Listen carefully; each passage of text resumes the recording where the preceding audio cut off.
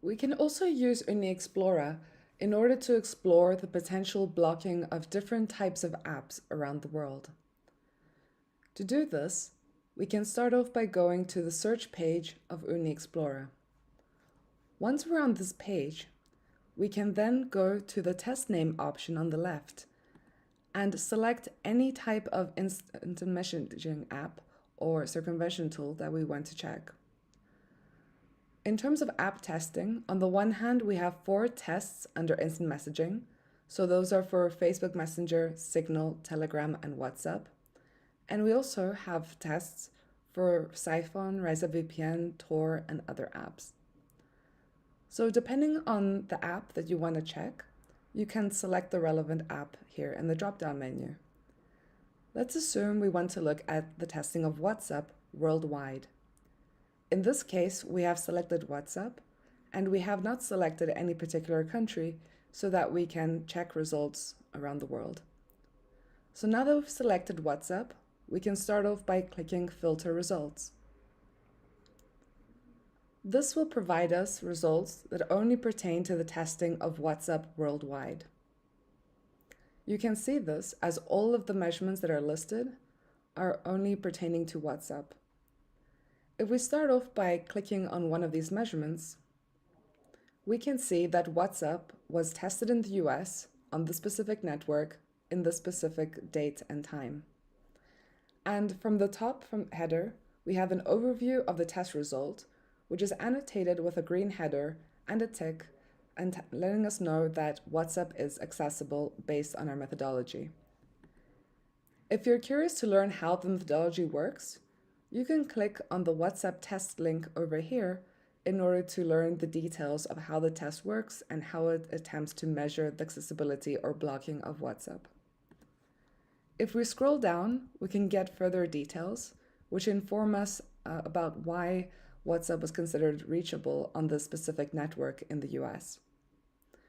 We can see that the test essentially tried to determine whether it was able to connect to the WhatsApp mobile app, WhatsApp web, which is web.whatsapp.com, as well as to the WhatsApp registration service.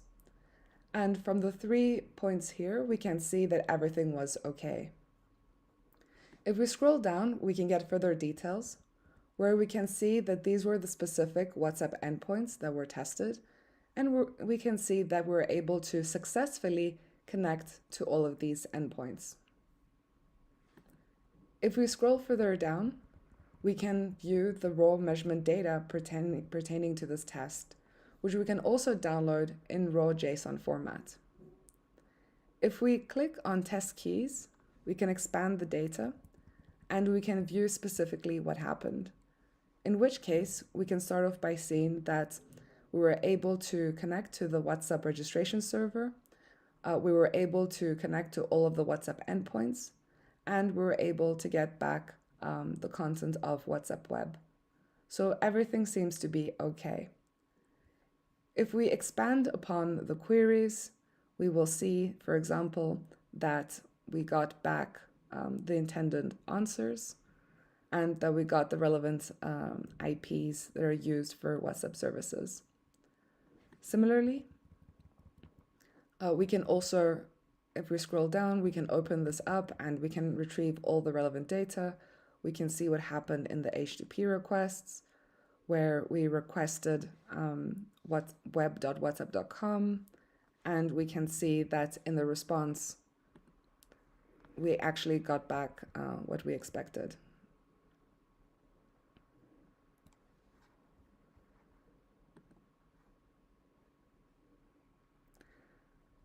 So that was an example of WhatsApp being accessible on a specific tested network, and very similarly, we can explore this in many other countries around the world. You may notice that the last result we saw here was from the US, whereas now it is from the Netherlands. The reason for this is because every single time an Uniprobe user runs a test around the world, their test result automatically gets published here in real time. So as we speak and as we're looking at this demo, new results from around the world are published. If we want to check the blocking of WhatsApp around the world or the potential blocking, we would filter the results based on anomalies. In this case, there is no confirmed option because confirmed only pertains to the testing of websites, where they were able to automatically confirm blocking. But when it comes to the blocking of apps, in these cases, we're not able to automatically confirm blocking. So in those cases, we need to dig into the raw measurement data to see what has happened in order to determine and characterize the potential block. In this case, it's also very useful to look at anomalous measurements in aggregate in order to determine if we see the same anomaly persisting on the same network over a long period of time, providing a stronger signal of potential blocking. What we can do as a case study is select a country where WhatsApp is known to be blocked. So let's choose China. In this case, we have selected China, we have selected WhatsApp, and we'll filter the results.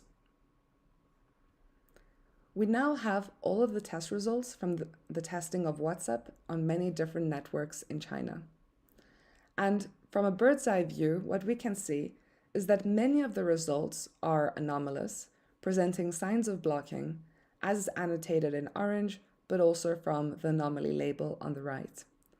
However, we can also see that a few measurements, such as this one, or for example, further below this one, show that in that specific moment in time on these networks, which actually this is the same network as this one, we can see that on this network, WhatsApp was actually reachable. If we click on anomalous measurements to explore further, what we see is that on the top header, we have an overview of what happened as part of the testing.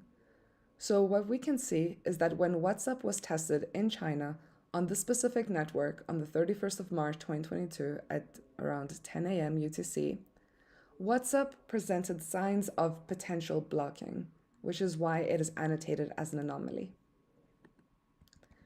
If we look further below, we can see on the one hand a summary of the testing, where when we tried to connect to the WhatsApp mobile app and to WhatsApp web and to the registration service, all three attempts failed. We can also see that in the attempt to connect to WhatsApp endpoints, all of these attempted connections failed, which already shows us that since we're unable to connect to WhatsApp endpoints, then that means that users of this network in China probably cannot use WhatsApp. If we scroll further below, we can then view the raw measurement data.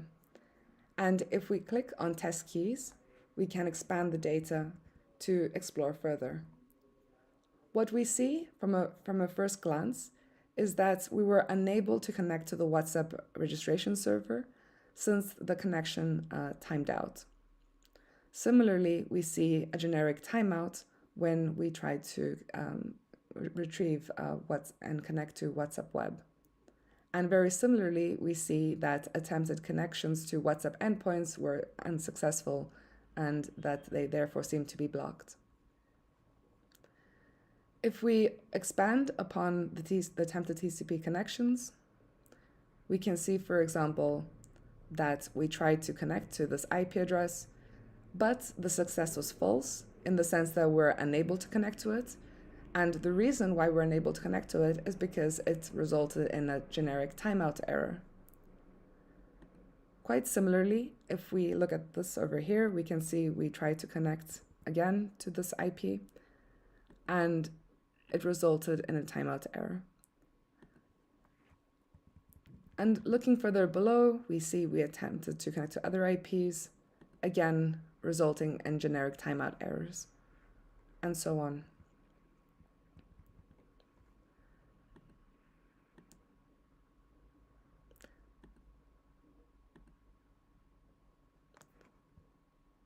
So by exploring the data, you're able to determine where exactly in the testing the test failed, and you're able to determine and characterize the potential block pertaining to the blocking of WhatsApp in China. If we choose a different test, we could, for example, choose to look at measurements pertaining to the testing of Signal. And in this case, we could choose another country which is known to block Signal, and that is Iran.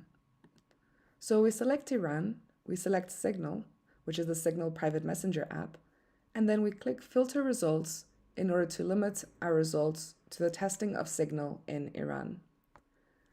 And from a bird's eye view, what we can see from the measurement listing is that all of the measurements presented anomalies. This already provides quite a strong signal, because if the anomalous measurements were false positives, usually you would only observe a few of them. Whereas in this case, where we can see that literally every single test resulted in an anomaly, is already quite a strong sign that Signal is likely blocked in Iran.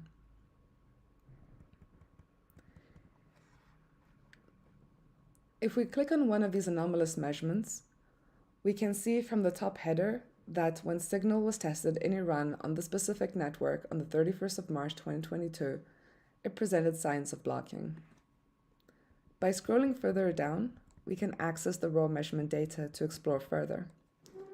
We'll start off by expanding the test keys, where we can see that attempts to connect to the Signal backend failed, resulting in a generic timeout error. As part of this test, as part of the Signal test, OONI tries to establish a TCP connection and then to perform an HTTP GET request to the Signal backend. By looking at the TLS handshake, what we can see is that we try essentially to connect to specific Signal services, but these result in generic timeout errors. Very similarly, if we expand, we can see that in this case, we tried to connect to this Signal backend service, and again, it resulted in a timeout error. This means that it was unsuccessful in connecting to these Signal backends. And we can further see this here, where we tried to connect to the Signal CDN, and again, it resulted in a timeout error. The same also for another CDN, and so on. So essentially what we can see here through the data is that all of our attempts to establish connections to the Signal backend servers were unsuccessful. And as a result of that, this suggests that access to Signal is blocked in Iran.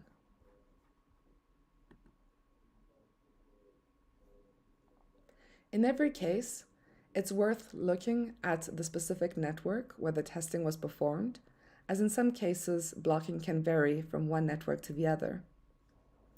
This, of course, varies from country to country, as in some countries we see more centralized censorship, where it is more uniformly implemented across networks, such as in Iran, whereas in other countries, this can really vary from network to network.